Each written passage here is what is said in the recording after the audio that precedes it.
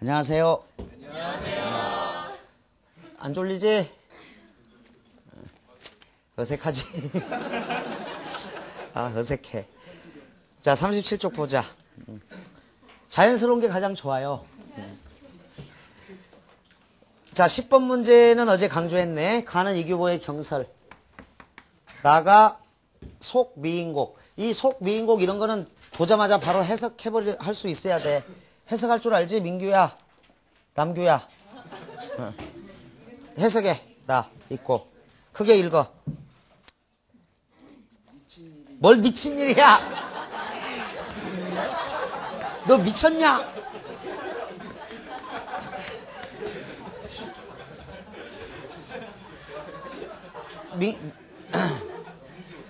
bun규야, 남규야. 남규야? 이건 뭐야? 아야, 아. 그러니까 이 아가 있으니까 이 아야. 그리고 이거 있잖아, 이거. 중생은 이렇게 쓰잖아, 중생. 이렇게. 이게 아야, 아. 그래서 하나 더 써주고 중생이잖아. 자, 다시 읽어. 맺힌 일이 이셔이다. 님을 매셔 이셔. 님의 일을 내 알거니. 물 고튼이 또 응용. 자, 다시 물 같은 얼굴이 편하실 적 몇 날을 고. 됐어. 친숙해지면 돼. 자, 선생님이 하겠습니다. 가장 열심히 하는데 자, 맺힌 일이 있습니다. 맺힌 일에다가 딱 대목한 쳐둔다. 님을 매셔 이셔. 님의 일을 내가 잘 아는데 물 같은 얼굴. 여기서 얼굴은 여기서 납반대기가 아니라 몸이야, 몸, 형체. 페이스가 아니라 바디, 이거겠지? 몸, 형체. 자, 물 같은 얼굴, 물 같은 몸, 연약한 몸이야, 연약한 체질. 물 같은 얼굴이 편하실 적 몇 날 읽고, 연약한 몸이 편하실 적 몇 날 읽고야. 춘한 고열. 자, 이른 봄의 추위와 여름철의 괴로운 더위는 어디하야 디내시며 추일 동편. 가을과 겨울 날씨는 누가? 고전에서 뉘라셔는 100% 누가야. 누가 모셨난고. 죽조반 조성매. 옛날처럼 내와 같이 옛날과 같이 잡수시는가 이런 뜻이고.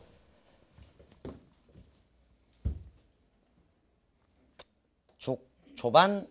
자, 죽조반 조성매에 아침밥 전에 먹는 죽, 그 다음 아침 저녁 수라라고 하지, 궁중용어로. 매, 밥을 옛날처럼 잡수시는가.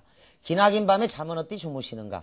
님다이 님 계신 곳 소식을 어떻게든지 아무려나 알려고 했더니 오늘 또 거의로다. 내일이나 사람 올까? 오늘 또 거의 지나갔도다. 내일이나 사람 올까? 사람. 임의 소식을 알려줄 사람. 내 마음 둘 데 없다. 어디로 가잔 말고. 자, 내일이나, 자, 오늘 또, 거기 잠은 어디 주무시는 곳까지 끊어라.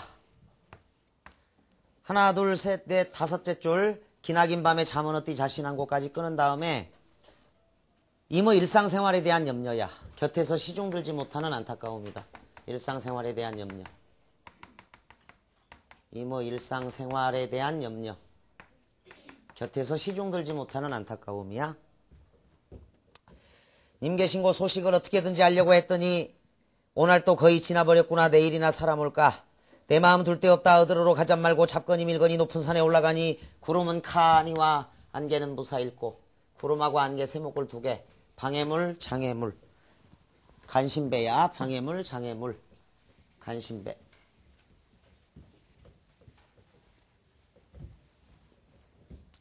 산천이 어둡거니 해와 달을 어디 보며 가까운 거리, 지척, 가까운 거리를 뭐라거든? 천리를 바라보겠느냐? 천리, 정감의 거리.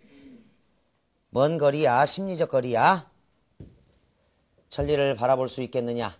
자, 산길이 막혔어. 구름하고 안개 때문에. 차라리 물가로 가서 백길이나 보려고 했더니, 차라리 물가로가 백길을 살펴보려고 했더니, 바람이야 물거리야 어리둥절 된 데이고. 자, 바람 물결. 안개구름, 바람 물결은 방해물, 장애물이다. 간신배들이야. 방해물, 장애물.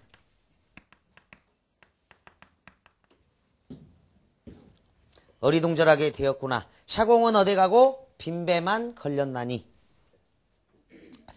강편에 혼자 쉬셔 떨어지는 해랄 굽어보니 디난 해랄 굽어보니 님다이 소식이 님 계신 곳 소식이 더욱 아득한데이고 더욱 아득하구나. 자, 임 계신 곳을 바라보며 산하를 방황하는 장면. 여기까지 끊어. 임 계신 곳을 바라보며 산하를 방황하고 있다. 그래서 산 높은 곳 올라가서 보려고 했는데 구름과 안개가. 그 다음에 백기를 알아보려고 했더니 바람이야 물결이야. 이 방해물적 요소가 강하다. 모처음 찬자리에 잠자리야 밤중만 한밤중이 돌아오니 반벽 청등 벽에 걸린 등불은 누구를 위하여 밝았는고. 자, 산을 오라며 나리며야. 그 앞에 생략된 구절을 집어넣어. 산을 오르며 나리며 해 뜨며 반이니 강가를 헤매며 방황하니. 따라서 해 뜨며 반이니 헤매며 방황하니 이게 원인. 적은덧 역진하야. 적은덧 힘이 다해서 결과. 인과관계야. 힘이 쭉 빠져버린 거야. 그래서 잠이 들은 거죠. 적은덧 역진하야 풋잠을 잠깐 드니. 정성이 지극하야. 자, 그래서 임을 보고 싶은 정성. 그것이 지극해서 꿈에 님을 봤어요. 꿈. 연결의 매개체이자 꿈을 통한 만남이야. 옷같은 얼굴이 반이나마 늙어세라. 옷같은 얼굴, 귀하신 몸이 반이나마 늙어세라. 자, 무의식적으로 자기 위로야. 그러니까 자기 위로를 받으려는 무의식 표출. 자기 위로를 받으려는 어떤 무의식의 표출이야. 반이나마 늙었구나. 보통 사랑하는 남자 여자가 헤어질 때는 잘 살기를 바란다 이러면서 좋게 헤어지지.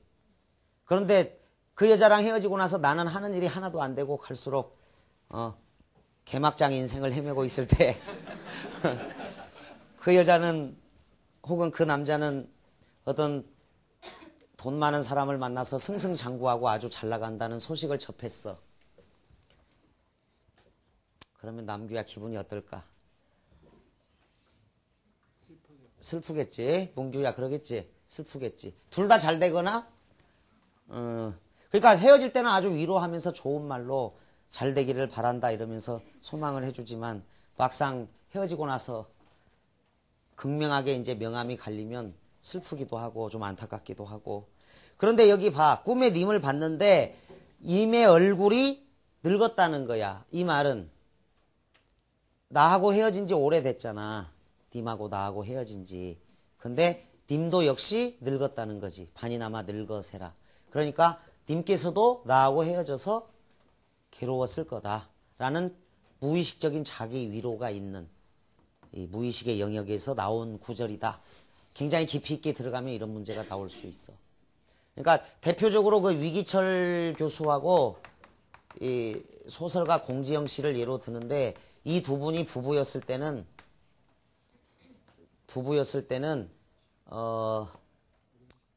별 볼 일 없었다. 쉽게 얘기해서.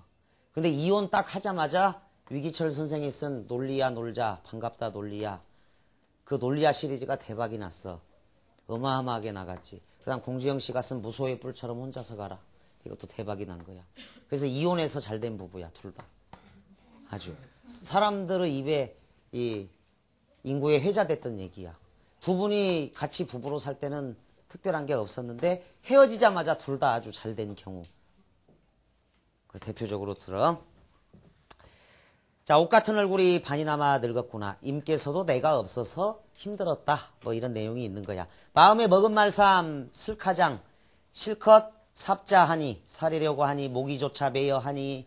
자, 목조차 매니 방정 맞은 닭소리가 꽃기옥 이렇게 잠은 어디 깨뒀던 고. 따라서 이 계성에다가도 세목골 2개. 임과의 지속적 만남을 방해하는 장애물이에요. 임과의 지속적 만남을 방해하는 장애물. 임과의 지속적 만남을 방해하는 장애물이었다. 방정맞은 닭소리에 잠은 어디 깨뒀던 고. 어와 허사로다. 이님이 어디로 갔는고. 꿈을 깼으니까 이제 한계가 있는 만남이었지. 헤어져 버린 거야 바로. 잠결에 일어나 앉아 창을 열고 바라보니 밑줄 불쌍한 그림자. 어여쁘다라는 거는 조선시대 당시에는 불쌍하다야. 지금은 어여쁘다 예쁘다 이런 뜻으로 변화가 일어났지. 언어의 역사성 항목에서 신생, 성장, 확대, 축소, 신생, 성장 확대, 축소, 소멸 그거에 해당한다고 그냥 변화야. 변화. 의미 변화. 새로 생긴 말, 확장된 말, 소멸된 말, 축소된 말 아니고 그냥 변화. 불쌍하다. 달달을 뿐이로다. 자, 비참한 현실을 확인하면서 탄식하고 있다. 그러니까 10번 문제에 설명했듯이 가의 거사는 역설의 논리를 갖고 있는 사람이니까 작중화자에게 위로의 말을 한다고 한다면 헤어져 있으니까 오히려 사랑의 열정을 더욱 뜨겁게 느낄 수 있지 않은가.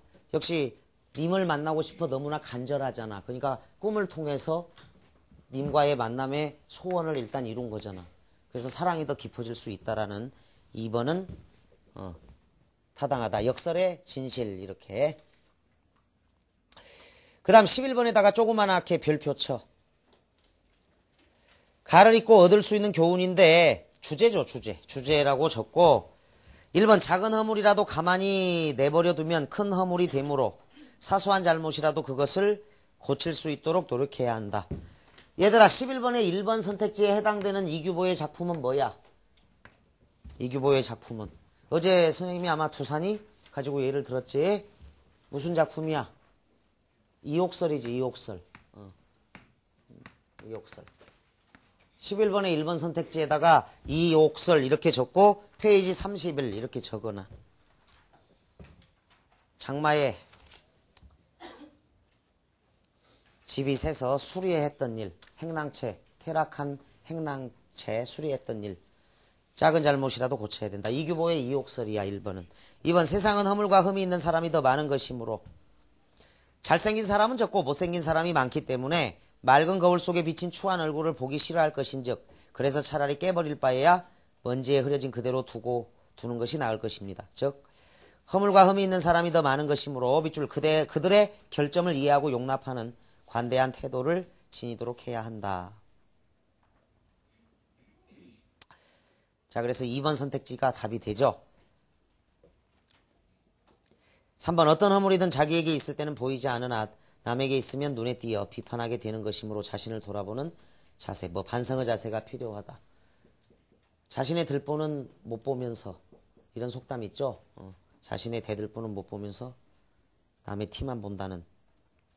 4번 한겨울 눈보라 속에서도 푸르게 서 있는 소나무처럼 세상이 온통 결점투성이고 불의와 부정이 판을 치더라도 신념을 굽혀서는 안 된다. 이건 절개지조를 강조하는 거고. 5번 남의 흉이 한 가지면 자기의 흉은 10가지라고 자기가 더 많은 결점이 있으면서도 남의 한 가지 흉을 들추어 나쁘게 말하는 태도는 옳지 않다. 똥 묻은 개가 재 묻은 개 나무랜다. 이런 속담이 있겠지. 그런 내용들이네. 자, 3, 4, 5 지우면 되고 12번 기억 니은이 의미하는 바를 바르게 지적한 것 그랬다. 자, 거사가 아침 저녁으로 이 거울을 들여다보며 얼굴을 가다듬곤 하였다. 그 다음에 니은 먼지로 흐리게 된 것은 겉뿐이다. 겉뿐에다가 세목골 쳐. 거울의 맑은 바탕은 속에 그냥 남아있다. 그러니까 본질적으로 막다라는 거야. 96년도 수능에 굉장히 어렵게 나온 박세당의 사변록이라는 비문학이 있었어. 여기도 구름에 가리워져 있다고 해서 달이 없는 것은 아니다. 구름으로 가리워져 있지만 달의 본질은 자, 하늘에 구름이 잔뜩 끼어 있어도 달은 있어 없어? 있어. 의연이 그대로다 이렇게 얘기했다고. 본질은 그대로다. 의연이 그대로. 그게 사변록에도 나옵니다. 나온 내용이고 여기도 거울이 먼지로 이렇게 흐리다 하더라도 맑은 본성. 성선설적 입장이라고 그랬어. 그 본질은 그대로다니까 12번은 그 니은의 진리의 본질 이렇게 바로 가면 되고 그냥 거울을 들여다보며 얼굴을 가다듬었으니까 그 거울은 현상으로서의 세계. 그냥 거울을 봤다는 거 쉽습니다. 요 문제. 12번은 1번. 13번 디귿에 대한 평가로 가장 알맞은 것.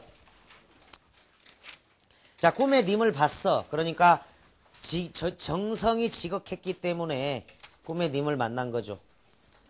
따라서 1차적으로는 소원대로 이루어진 결과일 것도 같은데 체념적 표현 X하고 불안정한 정서 표출도 아닌데 3번 염원이 이루어진 거야. 그런데 뒤에까지 읽어보니까 방정 맞은 닭소리가 꿈을 깨버린 거지. 잠을 깨워버렸어. 따라서 한계가 바로 뒤에 있다.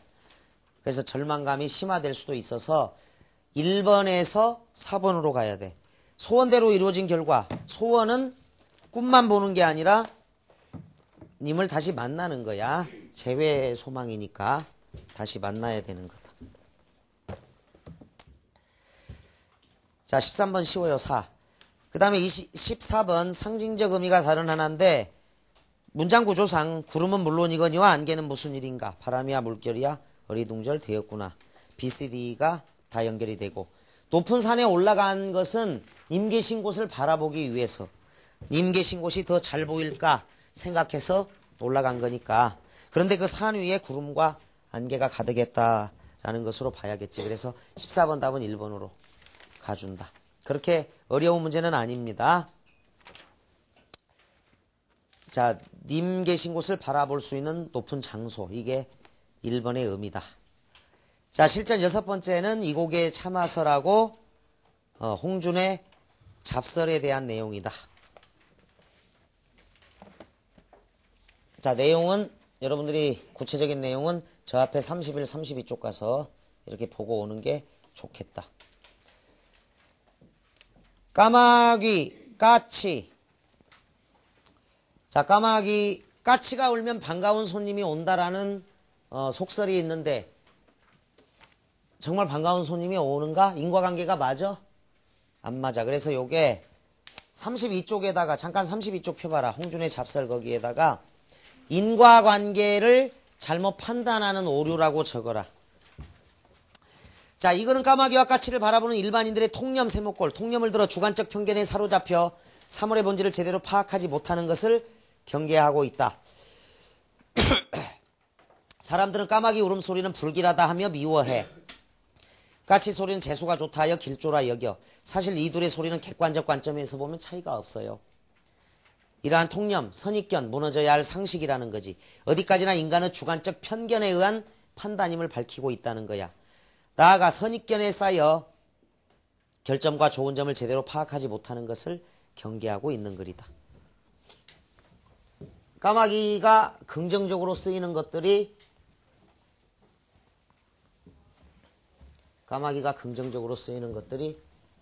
반포지효의새 까마귀.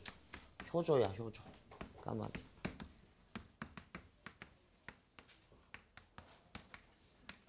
긍정적으로 쓰이는 것들이 있다. 까마귀는 어머니 아버지를 봉양한다고. 김현승의 가을의 기도에서 마른 나뭇가지에 다다른 까마귀 같이 할 때도 긍정적, 절대 고독, 견고한 고독의 세계였어.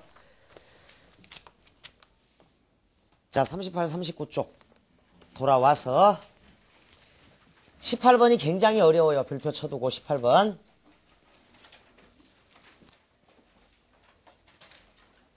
나를 잠깐 보자. 까마귀와 까치의 울음소리는 특이하다. 까마귀는 까악까악 하고 우니 이는 어쩌면 깍 또 깍 하면서 밑줄 간교와 허위를 싫어하는 것이 아닐까. 이렇게 긍정적으로. 까치는 까착까착 하고 우니 이것은 곧 까착 또 까착 하면서 아부만 하는 것이 아닐까. 그러니까 까치를 세목골 쳐. 까마귀를 이 사람이 이제 긍정적으로 지금 생각하고 있고 오히려 까치를 사람들의 보편적인 생각, 통념에 대해서 비판적 입장을 갖고 있어. 사람들은 까악까악 하는 소리를 들으면 곧 화를 내고 까착까착 하는 소리를 들으면 반드시 기뻐하니 이 무슨 까닭인가. D. 간교와 허위를 싫어하는 까마귀의 행위는 사람들의 부활을 돋을만하고 비위만 맞추는 까치의 짓은 사람들의 환심을 살만한 것이란 말인가. 아니다. 그렇지 않다. 이렇게 적어놔. D. 그렇지 않다. 마음속의 생각을 입으로 나타내는 점에서는 사람의 말이나 새 짐승의 울음소리나 마찬가지이다. 지금 까마귀와 까치가 입으로 토해내는 울음소리도 역시 저 새들의 느낌일 뿐이다. 까마귀의 울음이라고 더 나쁜 것일 리도 없고 까치의 울음이라고 더 다 좋을 리도 없는 것이다. 그런데 까마귀가 까악까악 하는 소리로 울면 사람들은 모두 쫓아버리기에 바쁘고 까치가 까차까차가는 소리로 울면 사람들이 모두 칭송을 그칠 줄 모르니 나는 그 까닭을 모르겠다. 소리로만 판단 이렇게 적어놔. 소리로만 판단 즉 겉모습으로만 판단하는 거예요. 소리 이 외양 소리로만 판단하는 거예요. 즉 겉모습으로만 판단해서는 안 된다는 거야. 겉모습으로만 외양으로만 판단해서는 안 된다는 거다. 겉모습으로만 판단해서는 안 된다는 거. 좋아하면서도 그 결점을 알고 미워하면서도 그 좋은 점을 인정하는 자는 세상에 드물다. 하필 까마귀와 까치 이 두 새 짐승에 관한 일이겠는가? 아니다. 모두에 관한 일이다라고 적어줘. 모두에 관한 일이다. 이에 느낀 바가 있어서 이와 같이 설을 짓는다. 그래서 본인이 좀 겸손하게 잡설 이래놨어. 18번이 아주 어려우니까 한번 보자. 자신의 주장을 좀 더 강력하게 드러내기 위한 수사의 방법 중 하나가 바로 밑줄 반문 형식이다. 반문 속에는 이미 글쓴이 자신의 대답이 들어있다. 밑줄 글쓴이 자신의 대답이 이미 들어있다야. 몰라서 묻는 것이 아니라 독자의 관심을 집중시키고 생각할 단서를 제공함으로써 글쓴이가 강조하고자 하는 답을 상기하게 하는 것이다. 노너 첫 구절에 배우고 때때로 익히니 또한 즐겁지 아니한가의 반문에는 밑줄 즐겁다 라는 답이 전제되어 있는 것이다. 아름답지 아니한가 이렇게 물었을 때 아름답다 이런 뜻이지. 즉 서리법에서도 대답을 요구하지 않는다. 서리적 의문 자 대답을 요구하는 게 아니다는 거예요. 서리법 써놔. 서리법도 대답을 요구하는 게 아니야. 저거 아름답지 아니한가 이꼴 아름답다 이렇게 써놔. 서리적 의문 아름답지 않은가 이꼴 아름답다야. 참고로 이건 참고하고 18번 문제에서 요구하는 것이 자신의 대답이 들어있는 반문으로 볼 수 없는 것을 찾아라 그랬어. 우리가 읽은 대로 D는 그렇지 않다고 이 역시 모두에 관한 일이다 이랬으니까 대답이 전제되어 있거든. 자 B부터 보자. B 어찌 미혹한 일이 아니겠는가? 미혹하다라고 적어. 미혹한 일이 아니겠는가? 미혹하다. C 가자. C 백성을 가졌던 집도 외로운 신하가 되니 하물며 그보다 더 미약한 자야 말할 것이 있겠는가? 더 말할 것도 없다 이렇게 적어. 따라서 B, C, D, E를 묶어라. 자신의 대답이 이미 들어있다. 그런데 A는요.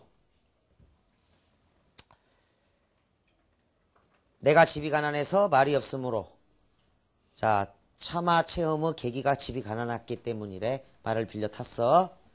둔마는 조심조심 곧 넘어질 것 같이 여기다가 개울이나 구렁을 만나면 내려서 걸어가므로 후회하는 일이 적었다는 거야. 빛과 그림자가 있다. 둔마도. 둔마의 빛과 그림자. 그런데 발이 높고 귀가 날카로운 준마. 역시 빛과 그림자가 있어. 빌려서 타서 준마는 의기양양하게 마음대로 채찍질하고 그랬는데 위태로워서 떨어지는 근심을 면하지 못하였대. 아, 사람의 마음이 옮겨지고 바뀌는 것. 자, 둔마냐 준마냐에 따라서 즉 외물에 따라서 심리가 변한다는 거야. 적어라. 사람의 마음이 옮겨지고 바뀌는 것. 외물에 따라 심리가 변하는 것이 과연 이와 같단 말인가? 저거 반성적 태도야. 이와 같구나. 개인적으로 말을 빌려 탄 경험을 토대로 해서 보편적 깨달음으로 변화한다. 일종의 앞의 내용에 이어서 하는 탄식이고 반성이야. 따라서 대답이 없어. 18번 답은 그래서 1번이야. 사람의 마음이 옮겨지고 바뀌는 것이 이와 같단 말인가. 남의 물건을 빌려서 하루아침 소용에 대비하는 것도 이와 같은데 하물며 참으로 자기가 가지고 있는 것이랴. 따라서 자신의 대답이 들어있지 않습니다. 그냥 탄식, 반성 이렇게 써놔. 18번 답 1이야.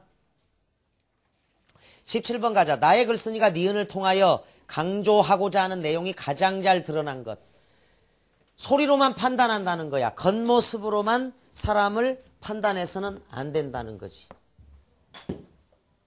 겉모습, 즉 울음소리로만 판단해서는 안 된다는 거야. 비유컨대 하늘에 밝은 빛이 있으면 백성의 어두운 것을 근심할 필요가 없다. 하늘은 여기서 임금의 비유라고 할 수 있죠. 백성들이 스스로 잘못을 내어 밝은 빛을 취할 것이기 때문이다. 윗물이 맑아야 아랫물이 맑다라는 어떤 임금님, 위에서 잘해야 아랫사람들이 따라온다. 그런 내용에 가깝다. 2번, 일이 있으면 사리에 따라 일에 응하고 일이 없을 때엔 조용히 앉아 공부하십시오. 말을 많이 하고 생각을 많이 하는 것은 도덕에 크게 해롭다고 하였습니다. 생각을 많이 하는 것은 좋을 텐데 조용히 앉아 공부하는 건 생각하는 일이야. 3번, 국가를 다스리는 사람과 하늘이 맡겨준 직분을 다스릴 사람은 인재가 아니고서는 되지 않는다. 하늘이 인재를 태어나게 하면 본래 한 시대의 쓰임을 위해서였다. 한 시대의 쓰임을 위해서 인재를 태어나게 한다는 거고. 4번, 오늘날 위에 있는 자는 다만, 자 빨갛게 빛줄, 다만 용모와 은사로서 겉모습으로만 사람을 판단한다는 거지. 용모와 은사로서 사람을 취하고 그 마음에 옳고 그름에는 관심을 두지 않으니 이는 물이 흐르는 것만 알고 근원을 알지 못함과 같다. 자, 4번이 답인 거 보이죠? 겉모습으로만 사람을 판단하는 것은 잘못이다 라는 인식이 있죠. 높은 지위에 있으면서 그 직책을 다하지 못하면 낮은 지위에 있으면서 몸이 편안한 것보다 못하고 내직에 있으면서 그 뜻을 실행하지 못하면 외직에 있으면서 마음이 즐거운 것보다 못하다. 자, 그러니까 높은 지위에 있는 사람이 책임을 다해야 한다라는 그런 입장이야. 17번 답을 사로 한다. 16번, 가의 밑줄 친 기역에 들어있는 사상인데 가의 밑줄 친 기역. 임금은 백성으로부터 힘을 빌려 높고 부귀한 자리를 가졌다는 거야. 즉 민본주의지. 백성이 근본이다 라는 입장이다. 그래서 아주 쉽게 1번 민본주의, 백성이 근본이다. 15번, 가나의 공통으로 적용될 수 있는 설명이 아닌 것 그랬다. 1. 글을 쓰는 동기를 밝히고 있다. 가의 마지막 문장, 내가 여기에 느낀 바가 있어서 참화서를 지어 그 뜻을 넓히노라. 모두에게 깨달음을 전하고 싶다라는 거야. 역시 나에도 마지막 문장, 이에 느낀 바 있어 이와 같이 설을 짓는다. 그래서 15번에 1번 됐고, 권위 있는 견해를 인용하는 소견 논거는 가의 맹자님 말씀에만 있다. 자, 가에만 있다. 맹자님 말씀, 그래서 소견 논거야. 15번에 2번을 답으로 하고 가에만 있다. 이렇게 정리해. 2번, 친근한 일상적 소재를 사용하였다. 자, 일상적 소재 사용 맞아요. 그런데 이제 서울 사는 아이들이 말을 빌려 타? 차를 빌려 타는 것도 아니고, 그 다음에 까치 까마귀 소리 들은 적이 없다. 그래서 일상적 소재 아니네 이렇게 생각하면 안 된다는 거야. 이건 조심해야 될 문제야. 자, 99년에 수능에 적어도 거기다가 99 수능에 김소원 선생의 수필 특급품이 나왔어. 김소원의 특급품. 다시 간단하게 정리해도 여기 바둑판 이야기야. 특급품은 바둑판. 비자 바둑판이 최고 좋다는 거야. 비자 바둑판은 나무인데도 이렇게 누르면 들어가. 나무가 유연해. 그리고 다시 펴져 평평하게. 그래서 어깨가 결리지 않는 최고의 바둑판이 비자 바둑판인데, 일상의 소재로부터 인생의 유추 적용해서 깨달음을 주는 글이야. 이 참화설, 경설, 이욕설 이런 거하고 아주 비슷해. 특급품이. 근데 우리 고등학생들이 바둑을 안 둬. 그러니까 일상적 소재 이걸 그어버린 거야. 그래서 굉장히 많이 틀렸어. 바둑을 안 둔다 하더라도 학생들 입장으로만 보지 말라고. 그러니까 글쓴이는 일상적으로 늘, 이때는 운송수단이 말이었잖아. 참화설. 말을 빌려 타고 나도 까마귀 까치 소리들 듣는 거니까 친근한 일상적 소재를 사용하였다. 바둑판 같은 거. 학생에게 일상적 소재가 아니라도 글쓴이에게는 일상적 소재일 수 있다. 이렇게 딱 정리해둬. 현상보다 본질에 관심을 두고 있죠. 5번 일반적 통념의 잘못을 지적하는 글. 그래서 1, 3, 4, 5 지우면 2번이 답인 거 바로 드러납니다. 그냥 까치가 울면 반가운 손님이 온다이다. 하나만 더 적어놔. 반가운 손님이 온다.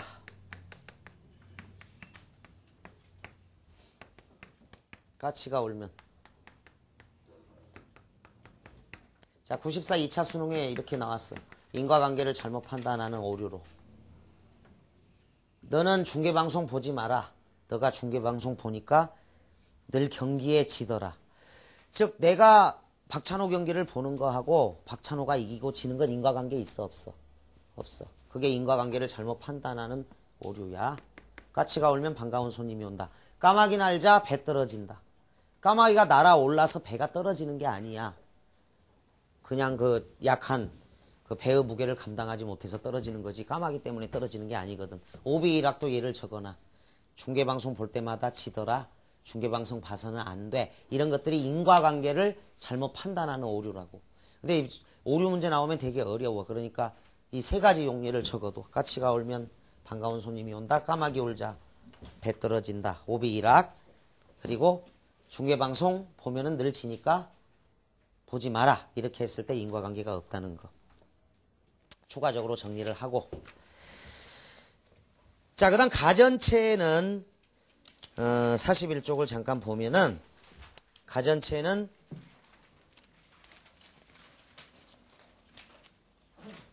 화왕계 그 다음 모습이야.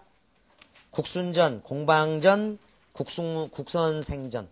그런데 신라 때 설총에 화왕계 이게 근원이다. 그래서 가전체에다가 적어도 설총에 화왕계.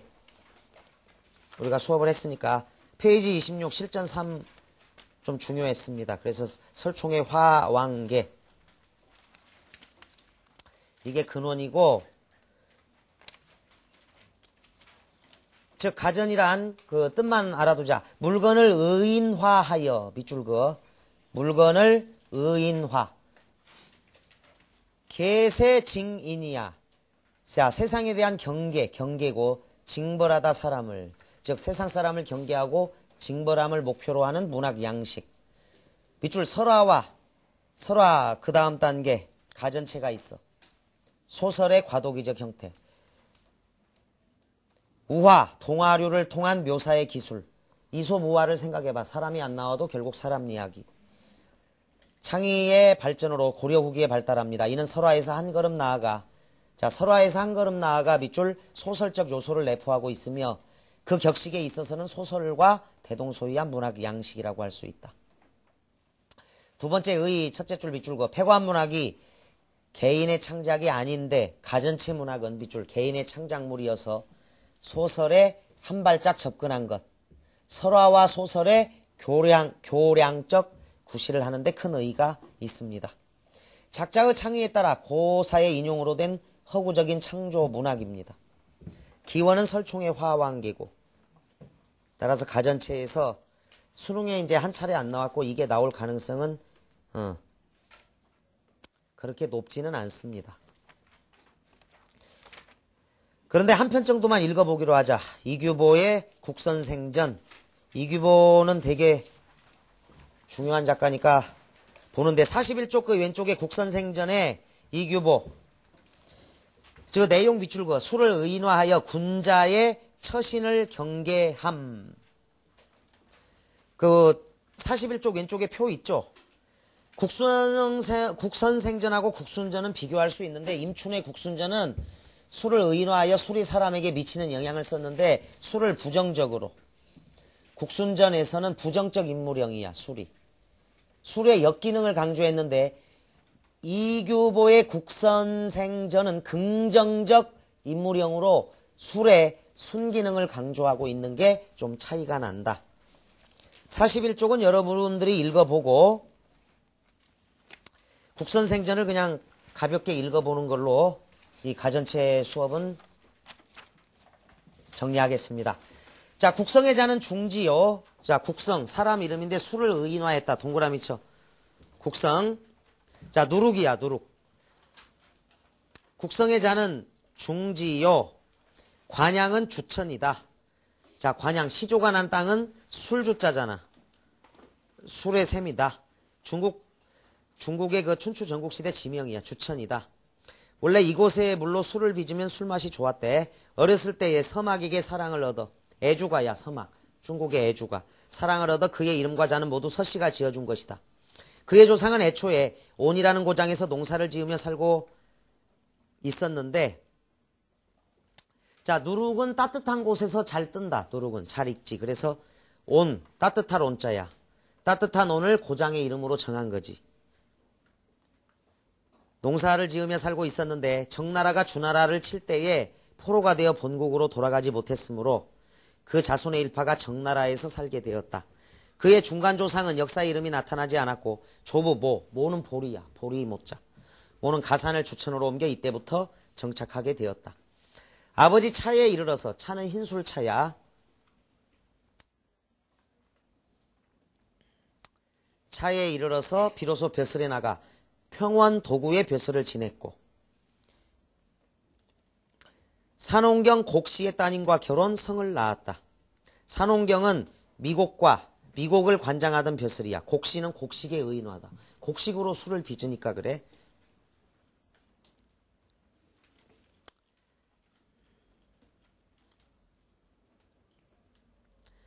그러니까 누룩과 곡물로 술을 빚었다 이 뜻이야. 자, 곡씨의 따님과 결혼 성을 낳았다에다 누룩과 곡물로 술을 빚었다. 여기까지가 이제 국성의 가계를 설명했다. 국성의 가계 설명인데 술의 발생 과정의 의인화야. 술의 발생 과정의 의인화.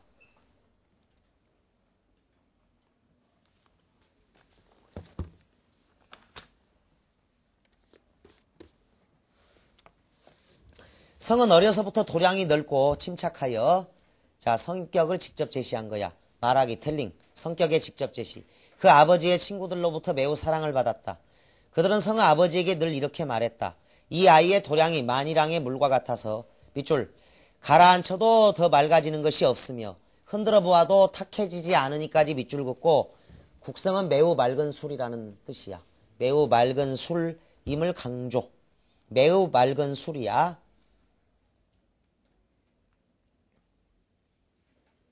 우리는 자네와 이야기하기보다는 이 아이와 함께 즐거워하는 것이 더 좋아. 그냥 평원도구는 보통 술이야. 그런데 이제 국성 이 술은 더 좋은 술인 거지. 성이 커서 중산에 사는 유영, 심양에 사는 도잠, 도연명. 자, 애주가들입니다. 유영과 도잠은 애주가야.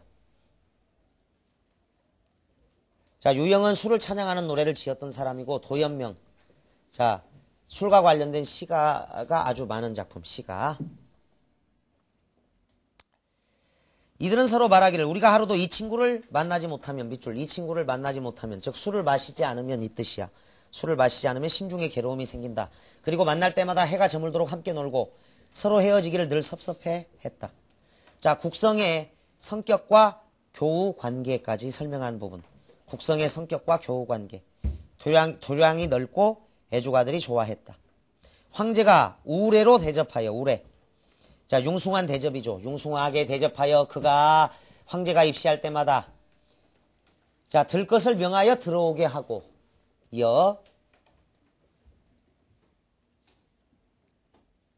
또 그의 이름 대신에 국선생이라 불렀다. 그러니까 술이 상에 차려져서 황제의 연희, 황제의 잔치에 늘 올려졌다라는 거야. 이 술은. 술이 잔치에 없는 적이 없었겠지. 임금의 심기가 좋지 않을 때 성이 들어오면, 즉 술을 마시면 임금은 기뻐하였다. 임금으로부터 받은 사랑이 모두 이런 데 있었다. 성품이 함축성이 있고 또한 얌전한 성은 임금과 가장 친근한 사이가 되어 조금도 기탄할 것이 없었다. 이로 말미암아 갈수록 귀하게 되었으며 어느 노름이나 잔치에 한 번도 빠진 적이 없었다. 늘 술이 따라다녔다는 거지, 잔치 같은데. 이렇게 되니 성의 아들인 혹을 비롯한 포, 자, 혹은 독한 술, 포, 진한 술, 역은 쓴 술이야. 이제 아들은 더 강한 술이 된 거지. 혹, 독한 술, 포, 진한 술, 역, 쓴 술 등의 아버지를 믿고 세도를 부리자 중서령, 모영이 상소하기를. 자, 모영은 붓이야. 붓의 의인화. 붓. 그 터럭모자니까. 총애를 받는 신하들이 정권을 남용하게 되면 모든 사람이 싫어하는 법인데, 국성은 본시 천한 사람이었으나 어쩌다가 조정에 등용되어 삼품의 지위에까지 오르기는 했으나 내심으로 음흉한 마음을 품고 사람을 중상하고 있으므로 많은 사람들이 부르짖으며 머리를 흔들고 있는데 이것은 나라를 다스리는 충신이 아니오라. 백성에게 해독을 주는 도적과 같습니다. 또한 성의 아들 세 사람이 아비를 믿고 세도를 부리고 방자하기 짝이 없어 백성들이 얼굴을 찌푸리고 있으니 폐하께서는 이들을 모두 죽여 백성의 원망을 없게 해야 할 것입니다. 했다. 이 상소가 올라가자 아들들은 술을 마시다가 취하여 자살하고 성도 또한 벼슬을 박탈당하고 평민이 되었다. 자, 밑에 평원도구 설명 나오죠. 술맛이 좋지는 않았다야. 자, 좋은 것은 청주종사, 나쁜 것은 평원도구라 했는데, 그러니까 국성 때 와서 이제 가장 좋은 술이 빚어진 거야. 자, 그 장점이 있고 단점이 있는 거죠. 밑에 이해와 감상 보자. 이 작품은 임춘의 국순정과 함께 밑줄 술을 의인화하여 교화를 목적으로 한 가전문학. 자, 이 작품이 비록 국순전의 영향을 받아 창작되었지만 술을 긍정적으로 평가하고 있는 면 위국 충절의 주제를 내세웠다는 점에서 다르게 된다. 밑에 뒤에 생략된 부분이 있어서 그래. 그리고 이 작품에 드러나는 인물의 행동 양식은 국순과는 다른 행동을 보여준다. 자, 국선생은 미천한 몸이었지만 성실히 행동하였기 때문에 관직에 등용됩니다. 또 총애가 지나쳐 잘못을 저지르지만 물러난 후 후회를 했고, 자, 뒤에 밑줄 그어 생략된 부분이다. 국난을 당해서 백의종군해, 이 술이 국선생이. 그래서 국가를 위해서 공을 세운다. 행동이 그것이다. 이를 통해 볼 때 이 작품은 주제의식뿐만 아니라 밑줄 사회적 교훈을 강조했다라는 거야. 이규복 선생님 거고, 그 구성은 전기적 구성은 일대기적 구성이 뜻이야. 조상의 내력, 주인공의 일생, 그 다음에 평가까지. 특징 의인화 기법, 주제 밑줄 그어. 위국 충절의 교훈, 그 다음에 군자의 처신 경계 이렇게 적어두고, 의의 임춘의 국순전의 영향을 받았고, 국순전은 풍자적인 표현이 많죠. 따라서 이 술의 역기능이고 간신배와 방탕한 임금님을 비판하는 내용이 국순전인데, 자, 이건 권선징악, 권선적이며 교화적이다. 나라에 충성하는 모방적 신화, 이걸로 술을 들었어. 나라에 충성하는 모범적 신화의 이상향 지시, 모범적 신화의 이상향으로 국선생. 자, 내용 간단히 정리하자. 술을 의인화한 이 작품은 위진 시대를 배경으로 하고 있다. 주인공 국성의 조상은 농사를 짓고 살았다. 아버지는 차, 어머니는 곡씨의 딸. 국성은 총명하고 뜻이 커서 당시 도잠 유영과 사귀고 임금의 총애를 받아 벼슬도 높아졌다. 그의 아들 삼형제가 아버지의 권세를 믿고 방자히 굴다가 모형의 탄핵을 받아 아들들은 자결하고 국성은 탈직되어 서민으로 떨어진다. 자, 쭉 밑줄 그어. 훗날 다시 기용, 도둑을 토벌하는데 공을 세우고 은퇴하여 고향에 돌아가서 열병, 폭병, 더위병으로 죽는다. 밑줄 처세의 생활 철학을 제시한 자서전적 작품이다. 사물을 의인화한 일대기 형식이고, 자, 공방전, 엽전을 의인화한 소설이니까 여러분들이 참고로 해보고, 자, 그래서 6시간까지 해서 고려 때까지를 끝냈고, 다음부터는 이제 수능에 아주 많이 나오는 고전소설 쪽으로 들어가겠습니다. 복습이 생명이다. 30등분법을 잘 실천해야 완전히 내 것이 된다. 한 번 봤는데 다 망각한 것 같아도 남아있다. 그래서 별표 친 부분이나 문제 중에 세모꼴 친 거, 두 번째 맞은 거, X한 거, 두 번 연속 틀린 거, 그 다음 애매한 거, 또 선생님이 강조한 거는 꼭 반복 숙달을 통해서 고득점에 오릅니다. 자, 여러분도 대성하세요. 수고하셨습니다.